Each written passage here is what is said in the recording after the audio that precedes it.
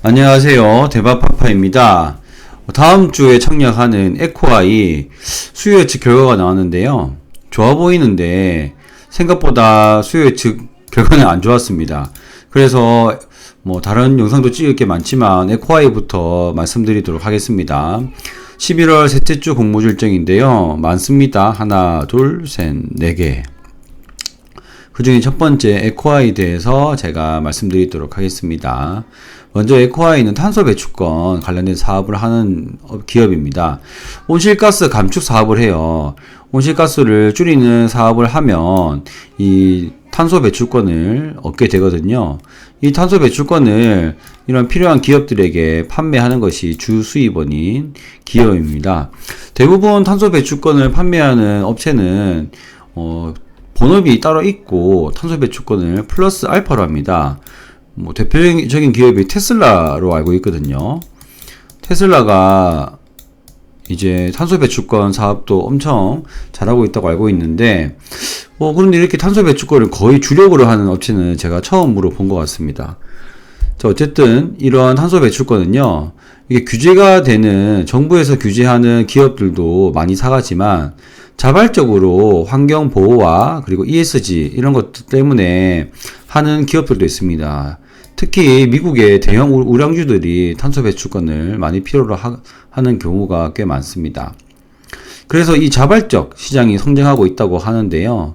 이 ESG 정보 공시 의무화 등 자발적인 사업이 늘어난 이유 중에 하나가, 나중에는 이 기업의 신용 등급에도 이런 환경 관련된 내용이 들어갈 수도 있기 때문에 이렇게 큰 기업들이 탄소 중립을 선언하고 있는 중입니다. 그러면 아무리 탄소 중립을 안 한다고 해도, 탄소를 안 내보낸다고 해도 그래도 필수적으로 탄소가 나오는 경우가 생길 거 아닙니까? 그럴 때는 이런 탄소 배출권을 많이 사야지만 가능하다라는 것을 말씀드릴 수 있겠습니다. 에코아이 같은 경우는요, 온실가스 감축 사업을 이런 걸 합니다. 쿡 스토브 보급. 이거 요리할 때 우리 몽골이나 개발도상국 같은 데 가면 불을 이제 피워가지고 하잖아요. 그런데 그것보다 이 고효율인 쿡 스토브로 하면 온실가스가 줄어든다고 합니다. LED, 맹그로브 조림. 이런 식으로 해서, 대부분 이제 개발도상국에서 온실가스 감축 사업을 하고, 이제 유엔에 등록한 다음에 이런 사업을 하고 이제 탄소 배출권을 인정받아서 필요한 기업들한테 파는 것이죠. 그런데 여기 있는 사업 자체가 어렵진 않잖아요. 돈이 안 돼서 안 하는 거겠지. 하지만 요거를 이제 탄소 배출권 인정을 받으려면 이게 유엔에 등록을 해야 한다고 합니다. 그래서 등록하고 모니터링하고 검증하고 인증받고 발행하고 거기 팔고 이렇게까지 하는 데 있어서 최소 3.6년에서 6년이라고 합니다. 자, 그렇기 때문에 어느 정도 진입장벽이 있다. 전 이것도 좋게 봤거든요. 그리고 또 좋게 본 거는 이거였습니다. 현재 하고 있는 이런 것들은 수익이 한번 나기 시작하면 이게 웬만해선 계속 쭉 수익이 인식이 됩니다. 그러면서 여기에 있는 새로운 사업들을 하나씩 추가해 나가면 원래 기존 거에서 플러스 파이프라인이 생기기 때문에 이게 수익이 기존 거를 이제 줄이고 하는 게 아니라 이걸 그대로 살리면서 늘려가기 때문에, 그렇다면 정말 좋은 사업이지 않을까 생각이 들었습니다. 사실 제조업 같은 경우 공장이 이렇게 있으면 공장을 다른 내용으로 바꿔버리면, 새로운 물품으로 바꿔서 생산하면 그게 기존에 있던 것들은 생산을 못 하잖아요. 그런데 이거 같은 경우는 그런 공장을 지을 필요 없이 이런 식으로 수익 인식을 할 수 있는 사업 모델이라서 제가 봤을 때는 꽤 좋아 보였습니다. 그래서 회사에서 생각하고 있는 로드맵도 여기에 있는 기존 사업에다가 더욱더 다른 온실가스 감축 사업을 플러스 시키려고 생각하고 있었습니다. 그리고 점유율이 높고요. 현재 큰 회사로부터 투자를 받아서 이렇게 성공률을 아주 높여서 100%까지 성공을 했다고 해요. 이런 사업의 내용이 좋고 재무제표를 보니까 정말 좋아 보였습니다. 재무제표를 보시면요, 일단 1분기까지가 작년 연간 순이익과 비슷합니다. 그런데 이게 그냥 단기 순이익만 높은 게 아니고요, 매출액도 비슷하게 좋아요. 그런데 매출은 작년이 더 좋죠. 어느 정도 약간의 재무 마사지는 있었을 겁니다. 하지만 그럼에도 불구하고 영업이익률이 30%가 넘어갑니다. 30%가 넘어가요.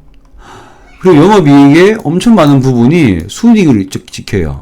근데 이게 한 번만 반짝한 게 아니라 그 전년도에도 이익률은 2021년도에도 좋아요. 그러니까 계속 영업이익률이 좋은 겁니다, 지금. 그리고 여기 보시면 현금이 들어왔다고 생각되는 게 자본 총계가 계속 늘어나고 있습니다. 자본 잉여금이 계속 늘어나거든요. 그러면 자본 잉여금이 없다가 탁 튀었다. 대부분 이제 이익 잉여금을 깎아 먹으면서 자본 잉여금이 늘어나거나 아니면 반대로 자본 잉여금이 깎아 먹으면서 이익이 늘어나는데요. 이거는 이익 잉여금도 늘어나고 자본 잉여금도 늘어나요. 그렇다는 것은 정말 회사로 돈이 잘 들어오고 있다. 회사가 지금 커지고 있다라는 느낌이 들거든요. 제가 재무제표를 봤을 때는 그렇습니다. 그렇게 좋아 보였지만 어쨌든 수요 예측은 안 좋게 나왔고요. 그건 좀 이따가 말씀드리겠습니다. 세 개의 기업을 가지고 비교를 했고요. 이 세 개의 기업은 환경 관련된 사업들을 합니다. 그런데 이 세 개의 기업들 중에 탄소 배출권을 위주로 하는 사업체는 없는 것 같고요. 대부분 유해가스나 온실가스를 제거하는 시설, 설비, 환경 솔루션, 대기업들이 가스 막 나오고 하면 뭔가 해결해야 되는데 반도체 짓기도 막 바쁜데 이거 신경 쓰려면 힘드니까 이런 기업들한테 맡기는 거죠. 그래서 그런 환경 문제 해결하는 업체들이 많았고요. 어찌됐든 펀은 23이 나왔고요. 이것을 공모가로 환산했을 경우에는 34,700원이 나왔습니다. 자, 제가 여기까지 딱 봤을 때는 이거 괜찮은데 수요 예측만 좋으면 풀 청약해야겠는데 라고 생각했습니다. 하지만 이게 웬걸 수요 예측 결과가 75대 1이 나왔어요. 머리가 띠용했습니다. 이게 두 가지겠죠.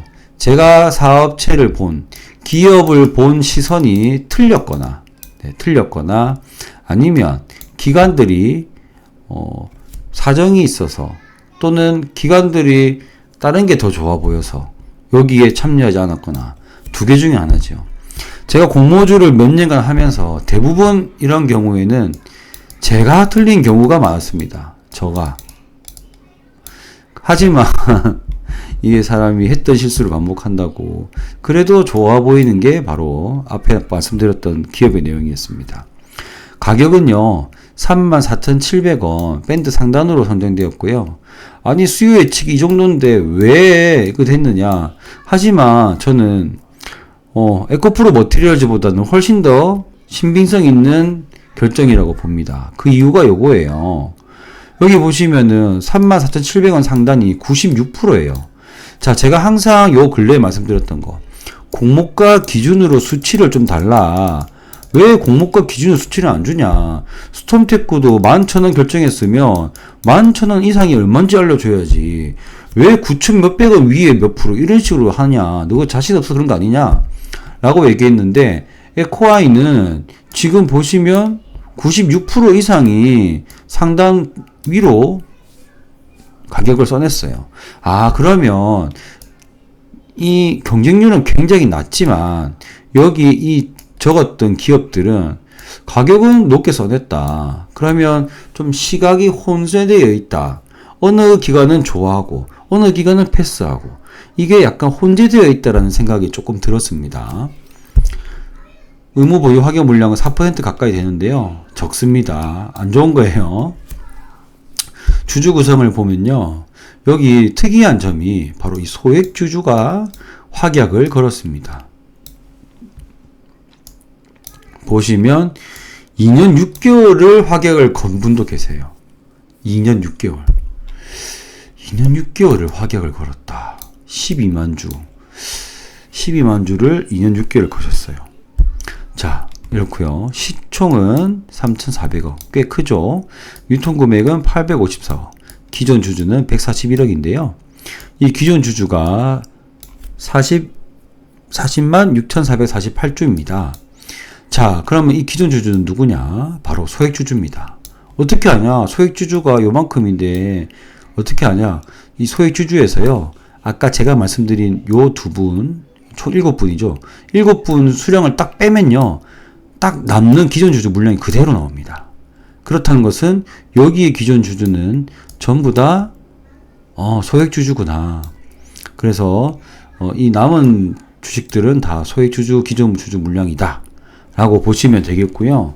그래서 어느 정도 그래 상장하면 이 기존 주 분들은 매도를 좀 하시겠다는 생각이 들었습니다.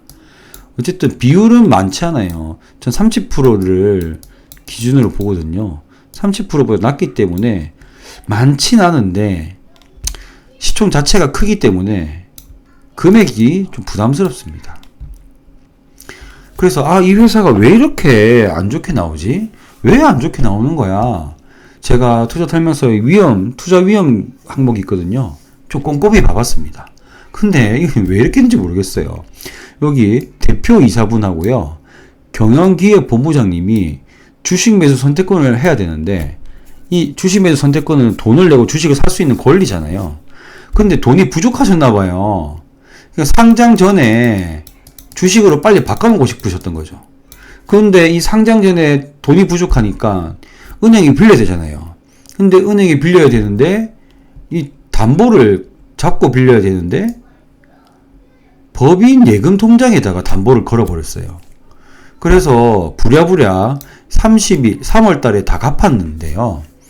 갚았어도 이게 걸었다는 것 자체가 문제가 되나 봐요. 그래서 이 법률 위배 여부를 검토를 진행했다고 합니다. 아마 이 주관사가 KB니까 이거 왜 이렇게 했어요? 빨리 이거 갚으세요 라고 해서 갚았겠죠.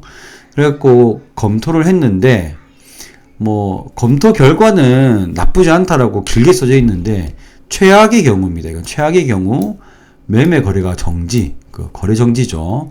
그리고 나서도 시장위원회의 결정에 따라서 상장 폐지까지 될 수 있다라는 거거든요. 결국엔 배임이 됐을 경우에 상장 폐지도 될 수 있다. 원래 횡령 배임은 주식에서 정말 최악입니다. 이거는 전조 증상도 없이 갑자기 막 한 방에 날아가 버립니다.